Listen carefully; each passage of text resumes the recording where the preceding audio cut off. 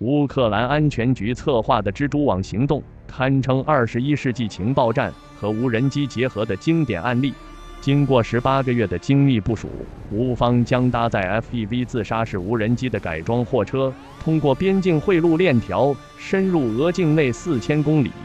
这些移动武器库在俄罗斯战略空军基地附近蛰伏数周，最终通过远程激活完成多点同步突袭。从北极圈内的摩尔曼斯克州奥莱尼亚空军基地，到远东西伯利亚的伊尔库茨克州，再到莫斯科周边的伊万诺沃州和梁赞州加吉列沃空军基地，本次袭击几乎实现了对俄本土的全域覆盖。其中位于西伯利亚的伊尔库茨克州别拉亚空军基地，距离俄乌前线超过4300公里。此次袭击中的 FPV 自杀式无人机可承载3.3公斤的有效载荷，并在空中停留15分钟，能够加速至42米每秒进行自杀式攻击。俄罗斯方面似乎没有一点反制措施，无人机慢条斯理地悬停在没有任何防护的轰炸机上方，不急不慢地选好轰炸机的油箱位置，然后俯冲训爆。而别拉亚空军基地的巡逻员发现了这些无人机一架接一架起飞，除了上报之外，只能操着石头招呼几个路人爬上车顶，对着无人机又砸又锤。据估计，这次袭击导致俄罗斯空天军战略轰炸机队规模缩减约30%，空机和威慑能力出现断层。A-506预警机的损失使俄空情监控范围缩小40%，区域防空网出现明显缺口。这种将民用物流与军事打击相结合的创新战术，突破了传统战场4000公里的物理限制，实现了无人机跨洲际打击的战争奇迹。无人机甚至让空中力量有限的小国也拥有了此前只有超级大国才具备的大范围精确打击能力，加之拥有群体化智能，能够随机组网、隐蔽接敌、立体突防的无人机集群，常规防空武器系统显得越来越捉襟见肘。如何对无人机集群实施有效拦截对抗，成为目前防空作战领域亟待解决的全新课题。中国作为全球无人机技术当之无愧的领先国家，在反无人机领域也建立了成熟的多层次、多手段的防御体系，形成了真扰拦毁完整的防御链条。中国沉默猎手激光防空系统更是全球少数实战部署的先进反无人机集群系统。就无人机侦测而言，虽然可以通过定向麦克风探测的音频数据进行无人机螺旋桨音频指纹比对，但在环境噪声干扰下，对于声音小的中小型无人机探测效果不佳。光电探测则易受环境光线干扰，加之低空遮蔽效应，通常只能作为雷达探测的补充。而雷达探测也是挑战重重，传统雷达回波数据仅基于目标和背景的一阶和二阶统计分布特征、谱特征、空间相关特征以及目标运动特征，在事先假定的信号模型、目标模型、背景模型条件下开展检测、跟踪与识别。但是无人机通常采用非金属复合材料制造，体积较小，雷达回波强度低，而 CS 仅 0.1 到 0.01 平方米之间。特别是无人机在低空低速飞行情况下，地面、海面、半空间的强烈杂波进一步造成探测困难，同时伴随飞鸟回波干扰，大幅度增加了误报率。加之无人机集群在强对抗的战场环境下形成饱和攻击，可能使得防御方的防空预警资源在短时间内饱和或瘫痪。基于中国先进的数字阵列雷达等全新的雷达体制，大幅度扩展了可利用的信号维度，为雷达目标探测精细化、探测识别一体化处理提供了灵活的软件框架，能够在多波束凝视下实现实域、空域和频域信息的联合处理，从而实现低慢小等低可观测目标的可靠检测和识别。无人机和飞鸟均为非钢体目标，此类目标除质心频动以外的目标内部的转动、震动等局部运动常称为微动，而微动会在由目标频动产生的雷达回波多普勒平移信号附近引入额外的调制编带，该信号称为微多普勒信号，产生微多普勒效应。比如，当无人机某个旋翼的叶片与雷达波束垂直时，会得到较宽的多普勒谱，在时频分析图中表现为一条较亮的竖线，这一竖线通常称为时频闪烁。因此，微多普勒信号中所包含的信息可以繁衍出目标的旋翼数目、旋翼转速、叶片数、叶片长度、俯仰角和表面材料电磁参数等特性。由于目标微动信号可以看作是时间频率的二维特征数据，目标回波和运动轨迹体现在雷达 P 显画面，也是距离和方位的二维图像，因此采用深度学习来进行目标智能分类和识别是非常适合的。中国现已成熟的 JY-27A 反隐身雷达、YLC-48 雷达、SLC-7 沉默猎手的配套雷达，能同时对多批次低空无人机集群目标进行预警、目标指示、跟踪和引导攻击。侦测到无人机后，通常会发射射频干扰信号来阻碍无人机收发信号。当无人机与其控制站失去联系后，通常会被迫执行4种预设应急程序中的一种：原处悬停、就地着陆、返回发射点或前往预定着陆区。低级的无人机则会直接从空中坠落或飞行失衡。我们知道，大多数消费级和商业级无人机的主要控制信号频率为 2.4 赫兹，诸如 FPV 无人机的高清图传采用 5.8 赫兹，而无人机导航定位用的 GPS 频段为 1.5 赫兹。一些工业无人机可能采用433兆赫、915兆赫频段，在目标频段定向发射大功率宽频带的噪声信号，造成接收设备难以识别有效信号。这种宽频带噪声干扰就是最简单的无人机对抗模式，对付大多数消费级和商业级无人机或者改装的军用无人机都是十分轻松的。有些干扰设备可发送伪造的 GPS 信号或控制信号，使无人机接收假信号，可以引导无人机偏离原航线或迫使其着陆。比如中国电科的反无人机干扰枪，可阻断卫星导航信号，使无人机失控。当然，对于高级无人机，还需要采用多种干扰方法才能生效。比如2011年12月4日，一架坎大哈野兽 RQ-170 无人机在飞入伊朗东部城镇卡什马尔时，伊朗利用前期侦察到的电磁信号的相关参数为基础，通过俄制汽车厂电子对抗系统的定向天线对目标发射大功率的宽频带压制式干扰信号，使无人机与地面失去联系，被迫选择自动驾驶状态。伊朗又对 GPS 军用频段信号进行压制干扰，迫使无人机使用民用频段进行导航。随后，伊朗不断发射伪造的民用 GPS 信号报文，对 RQ-170 进行诱骗，从而使其顺利降落于伊朗秘密基地。美军内部评估 RQ-170 的损失可能是冷战结束以来美国落入对方手中的最敏感军事技术。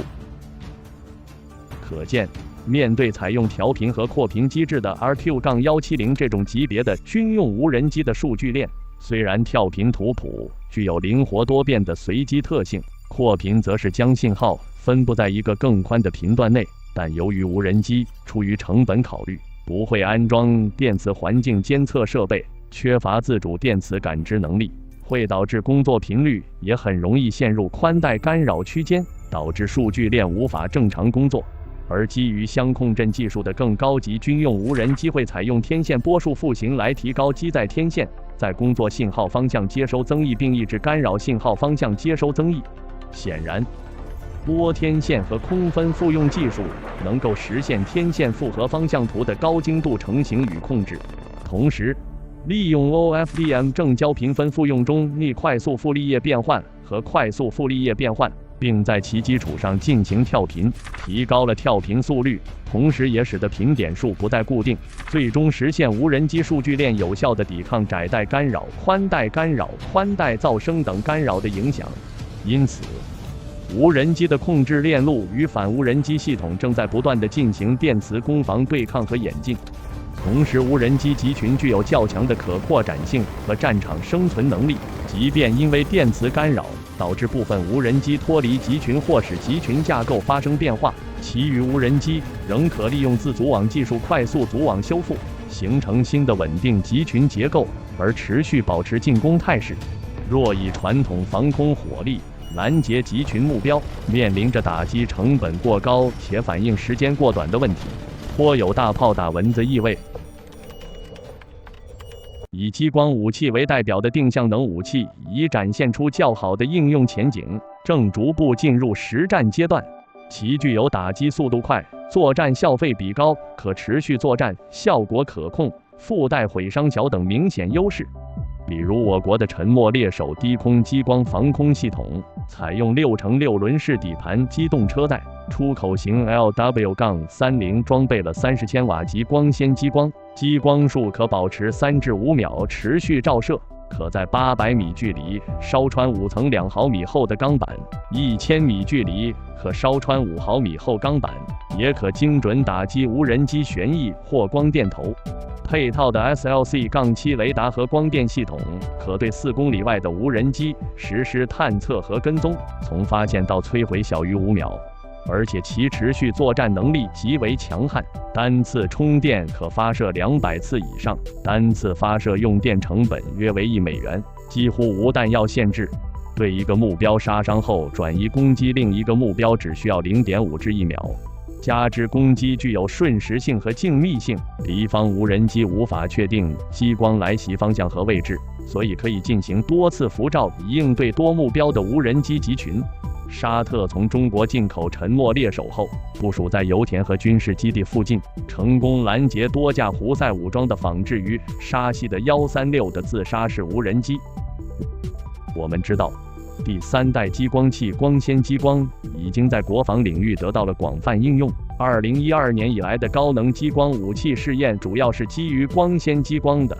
早在1961年，美国人斯尼泽在掺杂铝的玻璃光纤中观察到受激辐射的现象，由此开启了光纤激光技术的研究。光纤激光器是指以光纤为基质掺杂以铝等不同的稀土离子的一类激光器。其和其他类型的激光器一样，由泵浦原耦合光学系统、增益物质谐振腔和准直光学系统组成。光纤激光器的增益光纤为产生光子的增益介质，泵浦原的作用是作为外部能量，使增益介质达到粒子束反转。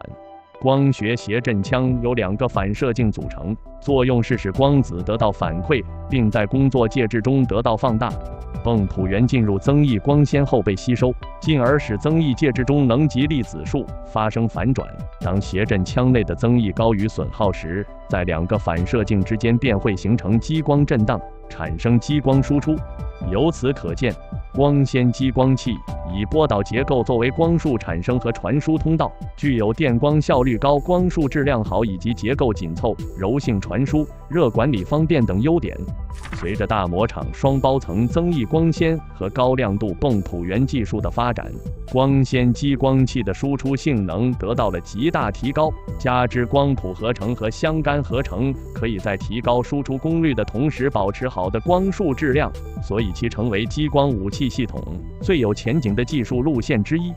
激光反无人机还可以根据任务需求适应性调节出光功率、照射位置和时间等参数，实现对来袭目标的软杀伤、硬毁伤等可控性毁伤，达成不同的作战效果。其中，软杀伤是指运用高能激光对无人机搭载的光学成像、红外成像、夜视仪、激光测距等光电设备进行辐照。当激光能量超过其感光芯片上的探测光墙时，将会对光电设备造成饱和干扰。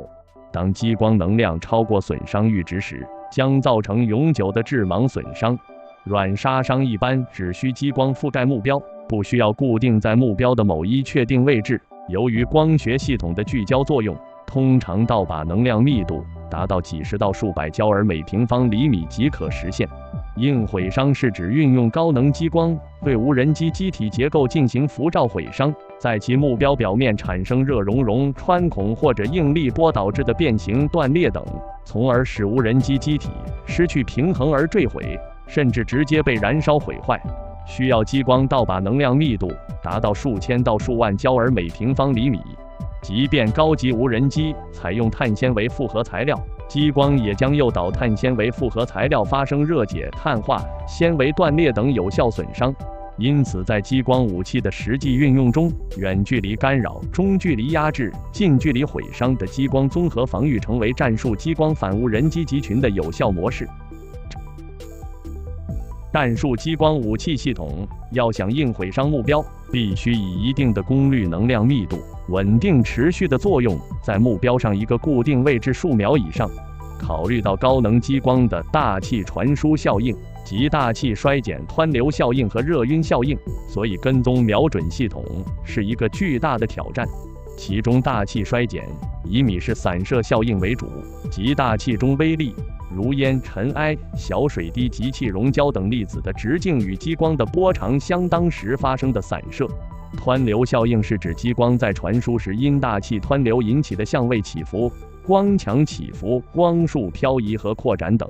而热晕是指激光能量对空气加热，进而影响其密度和折射率，产生热散焦和类似负透镜效果。加之目标测距误差、光学调焦误差等因素，作用在目标上的光束通常处于离焦状态，必然会带来光斑扩展。跟瞄系统的精度要求与目标处激光功率、密度、材料的毁伤特性、激光源总功率之间相互关联制约，一般需达到10 mRad 量级，精度比普通光电跟踪系统要高出一个量级。不过在雨雪等不良天气条件下，激光武器的威力和射程大大降低。这种情况下，激光武器与传统炮弹防空系统结合，就成为一种务实的选择。中国 FK-3000 型弹炮和一对空防御系统集成了一大三小共计4面相控阵雷达，可锁定2.57至411.56米每秒的目标，其最小探测距离150米。最远探测距离30千米。除了配置射程3000米的高速火炮外，还首次装备了12组48发，每4枚构成一组的反集群无人机弹药，这也是根据现代战争形势所做出的积极改变。更令人称奇的是，FK-3000 甚至还能配属2辆携带4组24发微型导弹的无人僚车，完全可以前出部署，进行分布式拦截。如果还有漏网的无人机，对于机场这样的要地防空，飞机机堡的作用已变得至关重要。一个坚固的机堡能确保飞机安全，维持其寿命，并大幅度增加对方的攻击成本。关于这一点，早在上世纪70年代，我军对第3次中东战争中埃及被以色列空袭机场的教训做了总结。1967年6月5日7点10分，已经退役但又火线上阵的以色列国防部长达扬决定先发制人，除了留下区12架战斗机防卫本土以外，其余183架战机，包括幻影3战斗机、秃鹰轰炸机等全部出击，在10米高度掠海飞行，利用萨马里山和朱迪安山的阻挡，躲过了约旦雷达网的搜索，扑向阿拉伯世界实力最强的埃及的10个机场。此时正值埃及空军雷达交接班之际，以军飞行员都遵循先打跑道后打飞机的原则，一次击落埃及197架战机，其中189架是在机场地上炸毁的。甚至在阿布西里基地，埃及国防部长阿米尔元帅和他的幕僚当时正乘坐着一架伊尔14运输机，不过恰好一架埃及米格21分散的火力正在追杀伊尔14运输机的以军第101中队的一架幻影，错失了重大战果。以色列第2攻击波于9时34分出击，共出动164架次，其中115架次继续袭击埃及空军基地，又击毁埃及军机107架。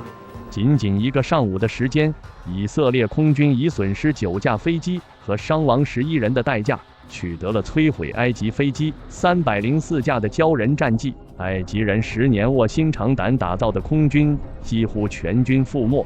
在国防部长阿米尔建议投降时，要把以色列从世界地图上抹掉的阿拉伯世界的英雄，埃及总统纳赛尔的脸上变成了尸体般的惨白。阿米尔也于当年9月14日服毒自杀。埃及空军当时大量使用苏式的机窝用来停放飞机，一个机窝可以停放几架飞机。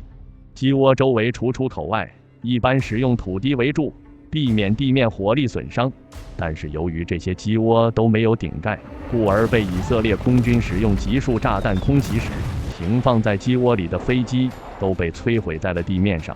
而当时我军部分位于前沿的永贝机场，虽然也做了飞机防护工事建设，但使用的大多是坑道式机库，就是俗称的山体洞库。只要炸塌这些主要洞口，就可以将一个机场的所有飞机全部封闭在洞库内部。同时，低成本的钢结构连排机棚的顶盖防弹性能聊胜于无，一般只用于应急战备或飞行日的临时停机处，很少会用于长期停机。而中国空军海军航空兵机场大量普及半圆形的单体式落地拱券式机库，该型机库采用了2002年军队科技进步1等奖的新型抗爆特种军用水泥。要知道，民用的最好的水泥可以军用，其抗压强度可以达到52兆帕每平方厘米，而抗爆特种军用水泥的抗压强度高于414兆帕每平方厘米，普通的炮弹打上去就是一个白点，比一般的钢板还抗炸。据推算，地下防御工事如果做成5米厚度的防护层，就可以有效抵抗美国现有的最强钻地弹的破坏。加固机堡大量采用防弹钢进行整体浇筑，再安装几十公分厚的棒式装甲防爆门，完全可以硬抗1000磅级的制导炸弹直接命中。美日空军装备的 F-35所携带的 SDB 精确制导炸弹和战斧巡航导弹根本就无法一次有效摧毁这种机堡。自杀式无人机打在上面简直就是挠痒痒。解放军在过去10多年间，在台湾海峡1000海里范围内的134个空军基地，建设了超过650个强化机堡和近2000个非强化机堡。中国用于提高其空军基地任务弹性的混凝土消耗量，可以铺设一条从华盛顿特区到芝加哥的4车道洲际公路。而同期，美国在亚太仅修建了2个强化机堡和41个非强化机堡。这种巨大的差距显示，中美双方对于未来大规模冲突的战备态度是截然不同的。